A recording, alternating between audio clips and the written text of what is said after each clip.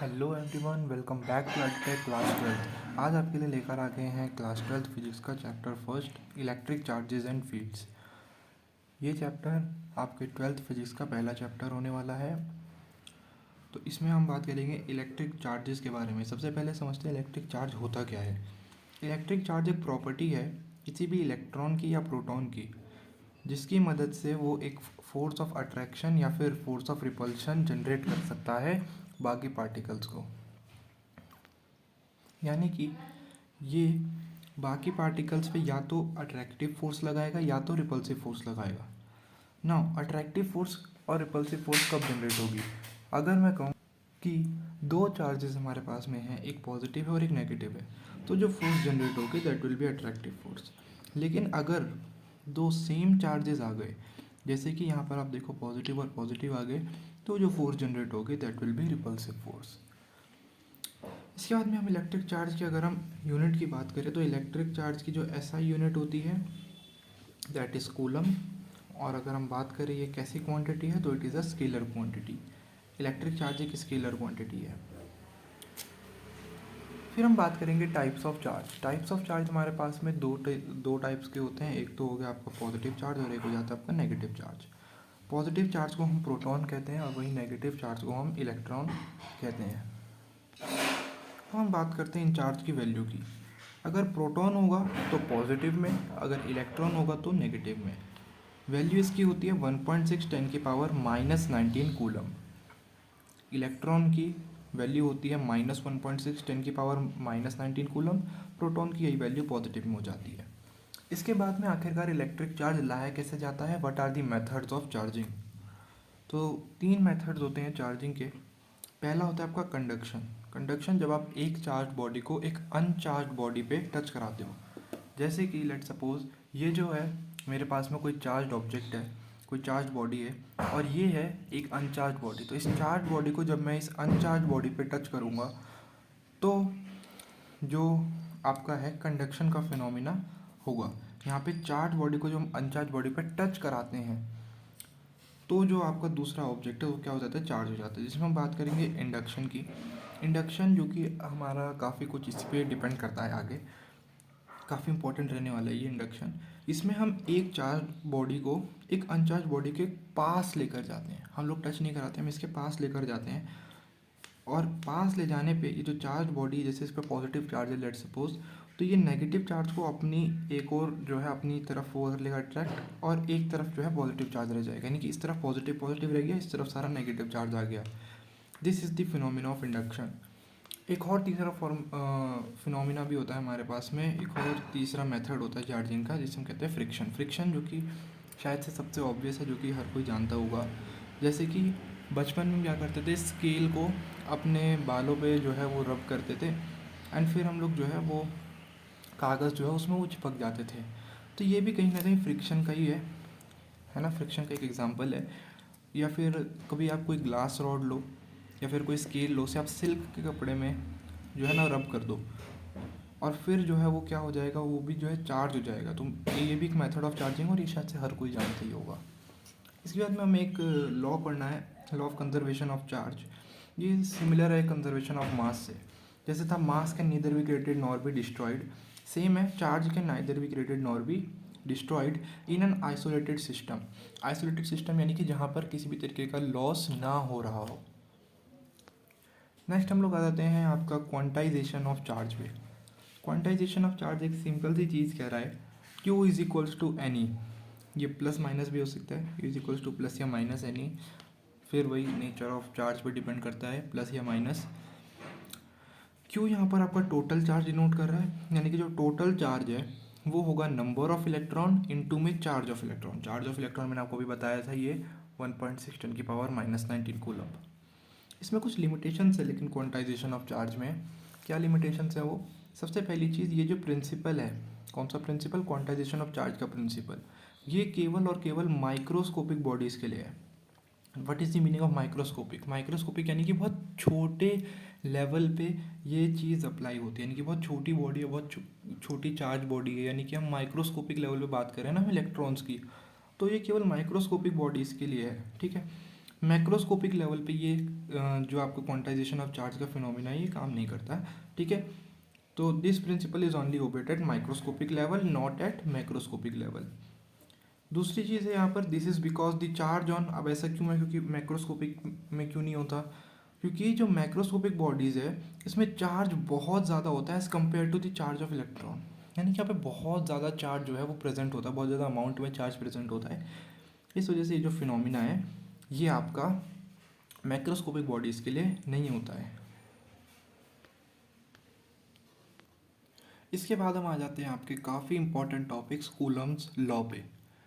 Coulomb's law काफ़ी important रहने वाला है। इसमें हम बेसिकली चार्ज की बात करेंगे, यानी कि जो फोर्स ऑफ अट्रैक्शन है between any two point charges at rest, इसमें हम बात करेंगे कि यह डायरेक्टली प्रोपोर्शनल होता है to the product of the magnitude of the charges, ठीक है। और इन्वर्सली प्रोपोर्शनल होता है किसके, रेडियस के स्क्वायर के।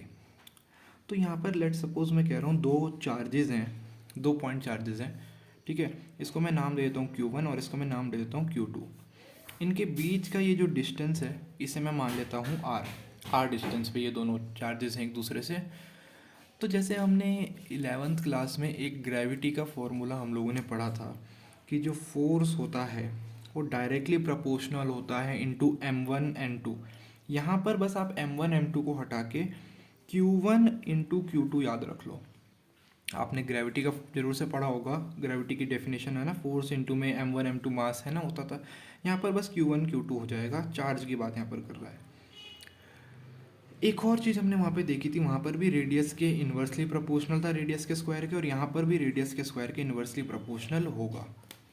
तो दो चीज़ें याद रखनी है, force is directly proportional to the product of the charges, and दूसरी चीज़ force is inversely proportional to the square of the distance between them.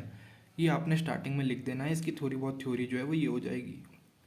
Now on combining equation 1 and 2, on combining equation 1 and 2 हमें मिल जाएगा आपका एक तरीके से Coulomb's law, force is directly proportional to Q1 Q2 upon में radius का square, दिख नहीं रहा होगा, हाँ। इसी को अगर मैं यहाँ पे लिखूँ तो मैं प्रोपोर्शनलिटी का साइन हटा दूंगा तो कोई कांस्टेंट आएगा। यहाँ पे जो कांस्टेंट आता है वो आता है K Q1 Q2 upon R square.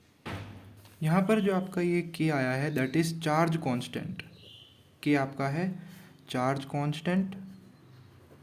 और अगर मैं इस K की बात करूँ तो 9 × 10⁹ न्यूटन मीटर स्क्वायर पर कूलम्ब स्क्वायर इसकी यूनिट हो जाएगी।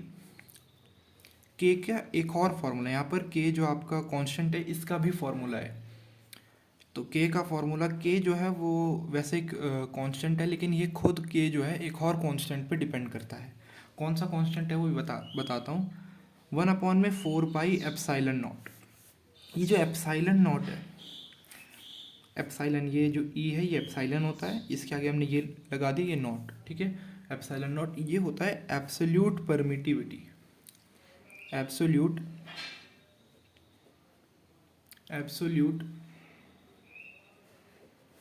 परमिटिविटी।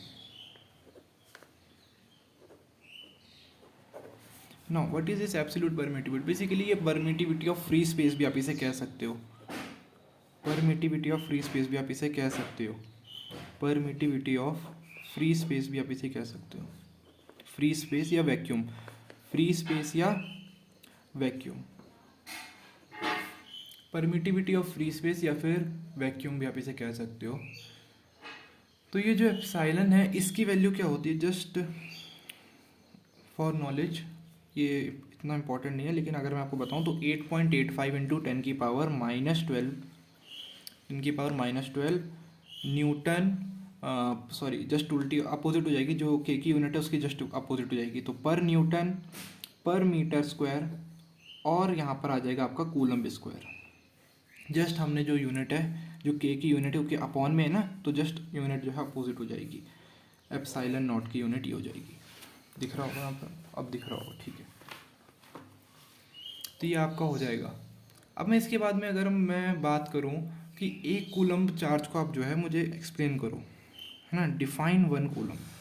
अगर आपको कह दिया जाए कि 1 कूलम चार्ज है क्या, उसे आप डिफाइन करो, तो आप कैसे डिफाइन करोगे? तो 1 कूलम जो है वो चार्ज है, मैं लिखता भी जाता हूँ यहाँ पर। 1 coulomb is that charge which repel at an equal and similar charge with force कौन सी होगी? ये के 9 10 की power 9 with force of 9 10 raised to the power 9 newton when placed absolute permit, यानी कि मैंने लिखा है यहाँ पर vacuum, when placed at vacuum at the distance of 1 metre from it. तो ये आपकी इजी एंड काफ़ी अच्छी डेफिनेशन हो जाएगी 1 कूलम की। अगर कभी पूछ लिया जाए 1 कूलम चार्ज को डिफाइन करो, तो आपको एज इट इज़ ये लिख देना है कि 1 कूलम ऐसा चार्ज है जो कि रिपेल करता है किसको? रिपेल करता है इक्वल एंड सिमिलर चार्ज को। ये चार्ज है, इक्वल एंड सिमिलर चार्ज को कितनी फोर्स के साथ? 9 10 raise to power minus 9 sorry 10 raise to the power 9 newton. 9 into 10 raise to the power 9 newton के साथ में क्या करता है? रिपेल करता है। ठीक है, व्हेन प्लेस्ड एट, जब इन्हें कहाँ पर रखा जाता है? जब इन्हें वैक्यूम में रखा जाता है। When placed at vacuum at a distance of 1 metre from it, at a distance of 1 metre from it. तो ये इंपॉर्टेंट चीज़ें ही आपको ये वर्ड यूज़ करने, जैसे रिपेल हो गया है ना, फिर ये सिमिलर चार्ज हो गया है ना, कितनी फोर्स के साथ रिपेल करता है? 9 10 raise to the power 9 newton, है ना, जब उन्हें वैक्यूम में रखा जाता है 1 मीटर की दूरी पे। This is the definition of 1 coulomb.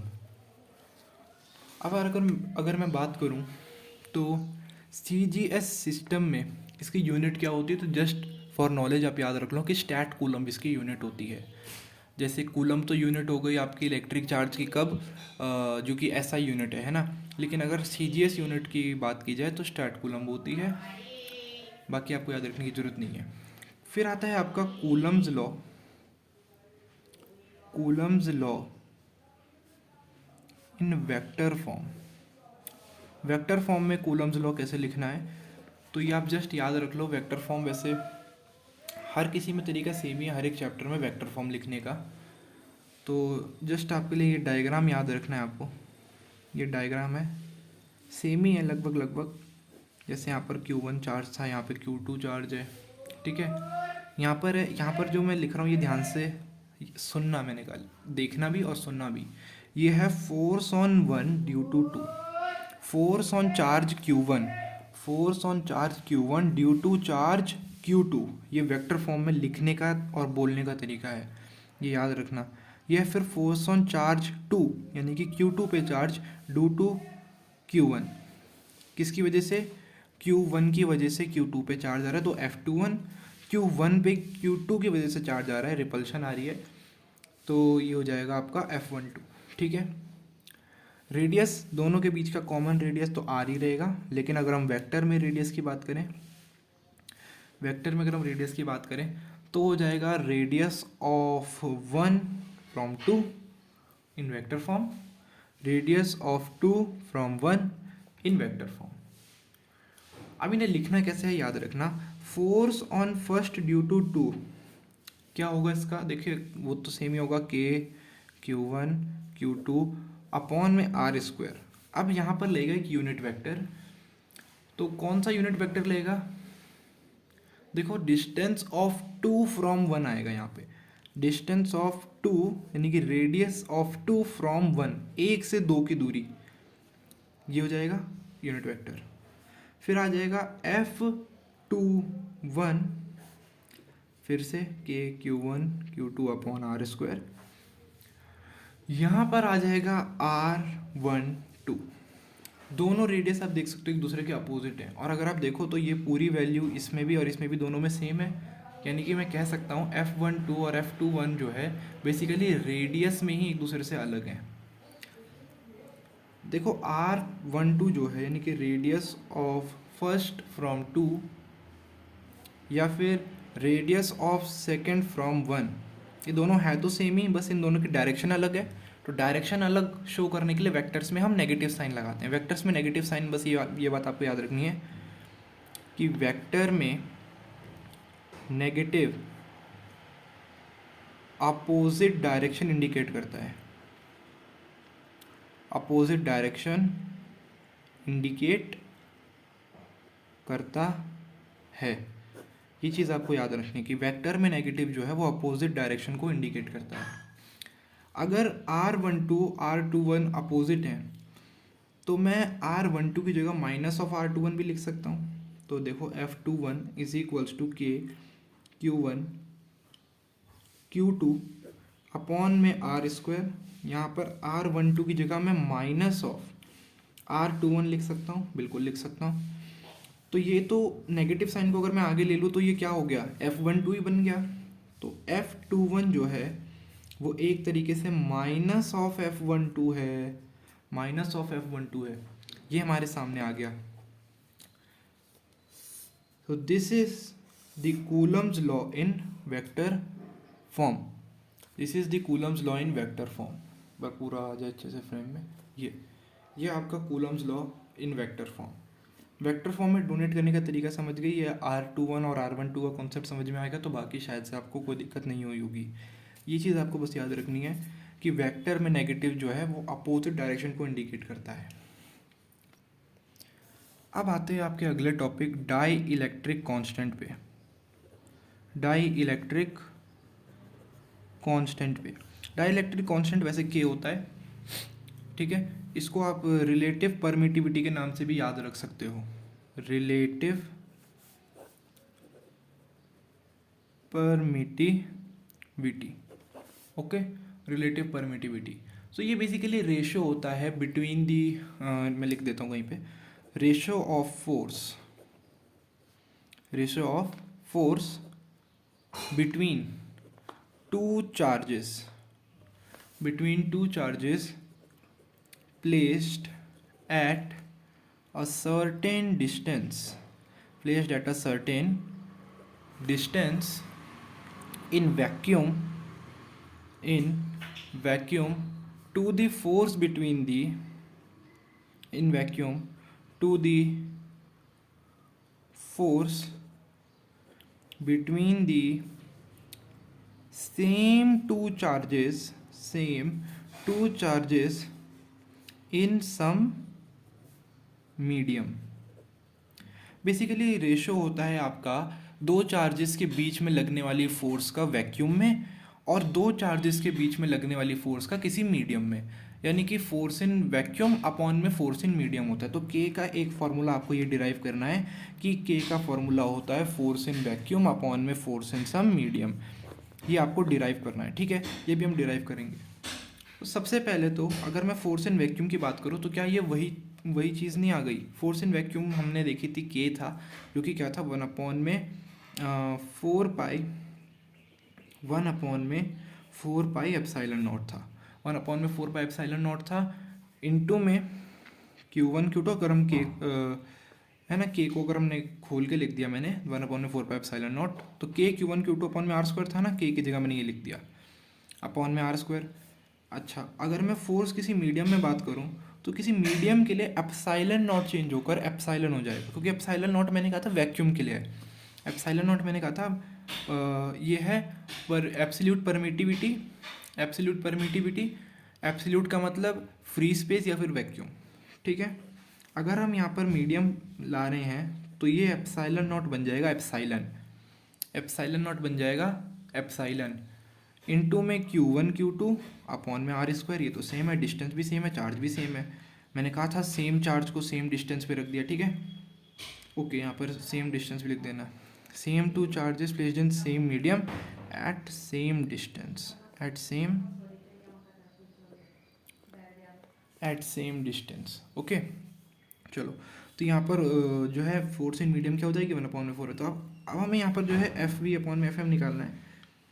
तो फोर्स इन वैक्यूम अपॉन में फोर्स इन मीडियम क्या हो जाएगी, फोर्स इन वैक्यूम अपॉन में फोर्स इन मीडियम हो जाएगी आपकी ये, ओके यार इक्वल लगा रहा था मैं, ठीक है, ये हो जाएगा Q1 Q2 अपॉन में आर स्क्वायर, उसके नीचे Q1 Q2 अपॉन में आर स्क्वायर, यहाँ पर होगा 1/4 पाई एप्सिलॉन नॉट, और यहाँ पर होगा 1/4 पाई एप्सिलॉन।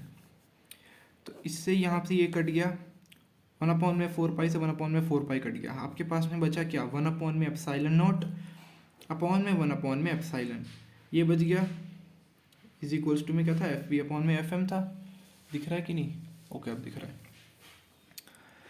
तो एफ बी अपॉन में एफ एम को हमने कह दिया के, यही होता है आपका K, dielectric constant, K is equals to F B upon में एफ एम, तो ये हो गया के इज इक्वल्स टू में, इसको अगर आप सीधा लिख दोगे तो क्या हो जाएगा, ये ऐसे, तो ये हो जाएगा आपका एप्सिलॉन अपॉन में epsilon naught, K is equals to epsilon upon में एप्सिलॉन नॉट हो जाएगा। और यहाँ से आपका ये फॉर्मूला एक और डिराइव हो जाता है के का हमने एक फार्मूला देखा 1/4 पाई एप्सिलॉन नॉट, और एक हमने फार्मूला देखा एप्सिलॉन अपॉन में एप्सिलॉन नॉट, इसी को आप ई आर भी कहते हो, ई आर भी कहते हो, एप्सिलॉन अपॉन में एप्सिलॉन नॉट को आप, एप्सिलॉन अपॉन में एप्सिलॉन नॉट को आप ई आर भी कहते हो।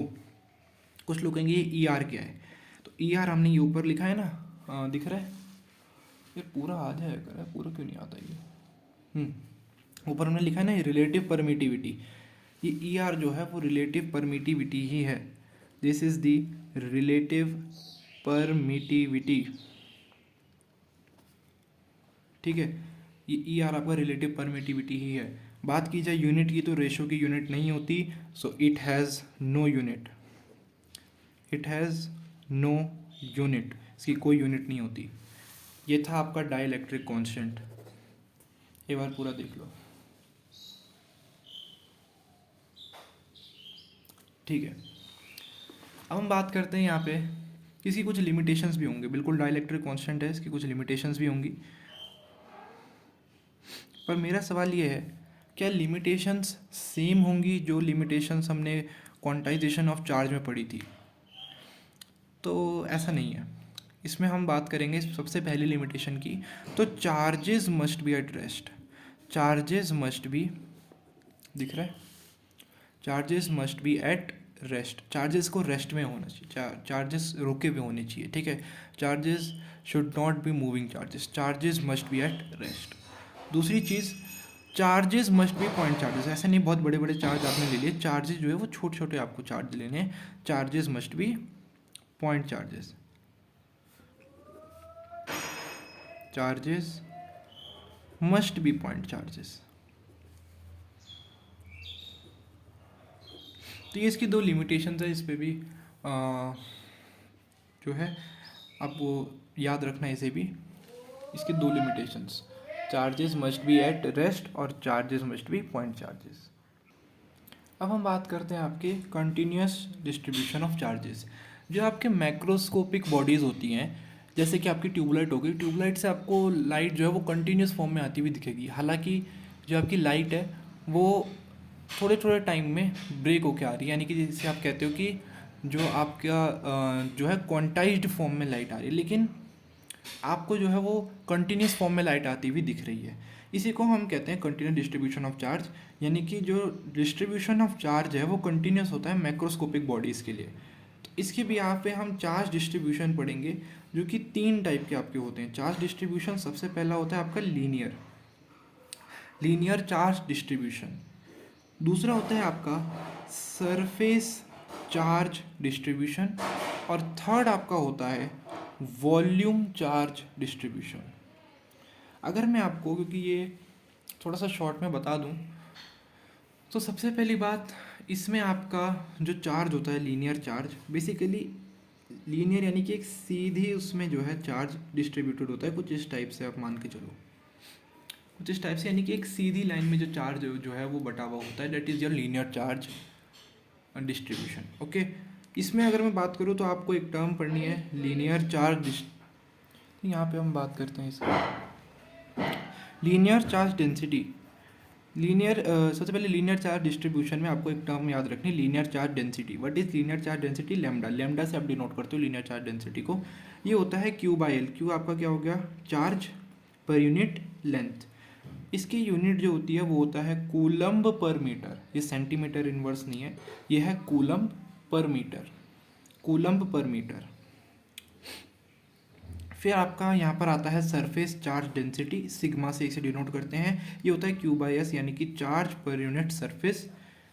ठीक है, सरफेस आपका जो है, जैसे कि अगर मैं इसको थोड़ा सा इसे दिखाऊं यहाँ पर, तो ये सरफेस के अलोंग चार्ज जो है वो डिस्ट्रीब्यूट होता है कुछ इस तरीके से। तो चार्ज जब अलोंग द सरफेस डिस्ट्रीब्यूटेड हो तो फॉर्मूला आपको लगाना है क्यू बाई एस। इसकी यूनिट जो होती है वो होती है कूलम्ब मीटर स्क्वायर, कूलम्ब पर मीटर स्क्वायर, कूलम्ब पर मीटर स्क्वायर। फिर आता है आपका वॉल्यूम चार्ज डिस्ट्रीब्यूशन, है ना। इसमें हम पढ़ते हैं वॉल्यूम चार्ज डेंसिटी जो कि होती है रो। रो ये होता है क्यू बाई वी, इसका फॉर्मूला क्यू बाई वी। इसकी एस आई यूनिट क्या होगी इसकी? कूलम्ब पर मीटर क्यूब। इसकी यूनिट होती है कूलम्ब पर metre cube volume charge distribution की। तो 3 तरीके के ये हो गए आपके चार्ज डिस्ट्रीब्यूशन। अब मैं यही कहूँगा, सबसे पहले आप 5 मिनट लो, तीनों को आप याद करो, तीनों फॉर्मूलों को, क्योंकि आगे जो 1-2 टॉपिक बाद हमारी जो भी डेरिवेशन आनी है उसमें आपको ये फॉर्मूले कहीं ना कहीं यूज़ होते हुए दिखेंगे। एक और फॉर्मूला है, वैसे मैं बता देता हूँ यहाँ पे। कभी अगर आपका जो चार्ज है वो पर यूनिट लेंथ किसी कंडक्टर में जो है लीनियर चार्ज डेंसिटी में बात करो, किसी कंडक्टर के अलॉन्ग होगा, तो उसके लिए जस्ट यहाँ पर मैं लिख रहा हूँ आपका lambda is equals to Q upon में 2πr। ये कब होगा मैं आपको दिखाता हूँ यहाँ पर। जैसे कि ये कोई कंडक्टर है, कंडक्टर के अलॉन्ग जिसका रेडियस क्या हो गया? r हो गया। इसमें चार्ज लेट से q है। तो किसी कंडक्टर के लिए कुछ इस टाइप का जो हो, उसके लिए आपका जो लीनियर चार्ज डिस्ट्रीब्यूशन का फॉर्मूला है आपको ये लगाना है q अपॉन में 2πr। ये इसका फॉर्मूला हो जाएगा। तो अब आपका पहले चैप्टर का आखिरी टॉपिक आप कह लीजिए, जो कि है principle of superposition. Principle of superposition. What is superposition? सबसे पहले तो हम ये चीज़ समझेंगे यहाँ पर, superposition. Okay, principle of superposition. सबसे पहले तो total force experienced by a charge due to a system of charges is equal to the vector sum of the forces due to individual charges. यहाँ पर देखो प्रिंसिपल ऑफ सुपरपोजिशन, ये आपके लिए लिख के ले आया हूँ मैं। तो यहाँ पर देखो, जैसे कि एफ नॉट, अभी आपको समझ में नहीं आएगा, मैं बेसिकली इसे समझा देता हूँ पहले। ये आपका यहाँ पे लेट से कोई चार्ज है, हम टेस्ट चार्ज ही एज्यूम करते हैं कि यहाँ पे कोई टेस्ट चार्ज है। अब इस टेस्ट चार्ज का बिहेवियर देखने के लिए हम लोग यहाँ पर चार्जेस जो है वो लगाना शुरू करते हैं। सबसे पहला चार्ज यहाँ पे मैंने ले लिया Q1, दूसरा चार्ज मैंने यहाँ पर ले लिया लेट से Q2, तीसरा चार्ज मैंने ले लिया यहाँ पर Q3, और ऐसे ही सो ऑन यहाँ पर मैंने लेट से ले लिया Q1। n चार्जेस, यानी कि कई सारे यहाँ पर जो है n नंबर ऑफ चार्जेस हैं, ठीक है। तो फर्स्ट चार्ज, अब देखो दोनों का चार्ज जो है सेम है ना। दोनों, अगर ये पॉजिटिव है, ये पॉजिटिव है, ये नेगेटिव है, नेगेटिव है। टेस्ट चार्ज को हम पॉजिटिव एज्यूम करते हैं, है ना। Test charge is assume to be positive, तो ये भी पॉजिटिव होगा। तो पॉजिटिव पॉजिटिव को क्या करेगा? रिपेल करेगा। इसने यहाँ पे रिपेल करा। तो अगर हम वेक्टर्स में, अब आपको लिखना ही आ गया होगा, लिखना आ ही गया होगा वैसे तो, वेक्टर्स में किस तरीके से लिखते हैं, तो ये हो जाएगा फोर्स ऑन, ये 0 कह लो, है ना, या फिर force on test charge due to charge 1, या फिर due to Q1, force on Q0 due to Q1, इस तरीके से लिखते हैं। ऐसे अगर मैं 2 के लिए लिखूं तो ये कुछ यहाँ पे आएगा, force on Q0 due to 2। तीसरे के लिए अगर मैं लिखूं तो थोड़ा सा इसे ऐसे कुछ यहाँ पे, force on Q0 due to Q3, और ऐसे Qn, फोर्स ऑन, अरे sorry force on Q0 due to Qn। ये आपका हो गया। तो बेसिकली ये प्रिंसिपल ऑफ सुपरपोजिशन ये कहता है कि जो आपकी टोटल फोर्स एक चार्ज जो है वो एक्सपीरियंस करता है, टोटल फोर्स जो कि एक चार्ज एक्सपीरियंस करता है due to system of charges, ये सिस्टम ऑफ चार्जेस देखिए कई सारे चार्जेस हैं यहाँ पर, है ना। तो टोटल फोर्स जो एक्सपीरियंस कर रहा है वो बराबर होती है किसके बराबर होती है, नहीं कि जो टोटल फोर्स एक्सपीरियंस कर रहा है वो बराबर होती है to the vector sum of charges, यानी कि जो फोर्स है, फोर्स ऑन ये जो टोटल फोर्स एक्सपीरियंस कर रहा होगा ये वेक्टर, इनके वेक्टर सम के क्या होगी, इक्वल होगी। This is the principal of superposition. और इसी के साथ में अगर मैं इसे थोड़ा सा एक्सपेंड भी कर दूँ साथ साथ में, तो एक चीज़ आपके साथ में और आ जाएगी, जो कि आप देखोगे कि इनमें एक ही चीज़ कॉमन है, दैट इज़ के। सबके लिए के सेम होगा। के डिपेंड किस पे करता है, मीडियम पे डिपेंड करता है। के इज़ मीडियम डिपेंडेंट, है ना, क्योंकि के किस पे डिपेंड करता है, अगर डायरेक्टली देखा जाए तो एप्सिलॉन या एप्सिलॉन नॉट, है ना। एप्सिलॉन या एप्सिलॉन नॉट किस पे डिपेंड करता है कि मीडियम वैक्यूम है, फ्री स्पेस है मतलब, या फिर कोई एयर है, वाटर है, यानी कि कोई मीडियम है या फिर वैक्यूम है, इस पे डिपेंड करता है आपका। तो के आपका अगर मीडियम सेम है तो के सेम है। बाकी यहाँ पर देखो जैसे कि Q0 Q1 चार्ज हो गया यहाँ पर, है ना, force on Q0 due to Q1। सबके लिए क्या रेडियस सेम होगा, देखो रेडियस भी सबके लिए सेम नहीं होगा, सबके लिए रेडियस भी अलग अलग होगा। तो यहाँ पर क्या होगा, R1 का स्क्वायर, है ना, यहाँ पे कुछ रेडियस R1 होगा, लेट से दूसरे वाले का मुझे पता नहीं, R2 होगा, R2 का स्क्वायर होगा, है ना। यहाँ पर हो जाएगा Q0 Q2, ऐसी सो ऑन, अगर मैं मानूँ यहाँ पर Q0 Qn, ठीक है, ये हो जाएगा फोर्स ऑन Q0 इंटू में Qn, यहाँ पे ये हो जाएगा अपॉन में आपका लेट से कोई रेडियस Rn है उसका स्क्वायर। इसको हम एक्सपेंड करके इस तरीके से लिख देंगे। विद दिस चैप्टर 1 जो है आपका वो होता है एंड। अगर आपको ये वीडियो अच्छी लगे तो आपको क्या करना है, आपको करना है लाइक, अपने दोस्तों के साथ में इसे करना है शेयर, और चैनल पे नहीं हो तो चैनल को करना है सब्सक्राइब। सब्सक्राइब भाई, एक सेकेंड, चलो।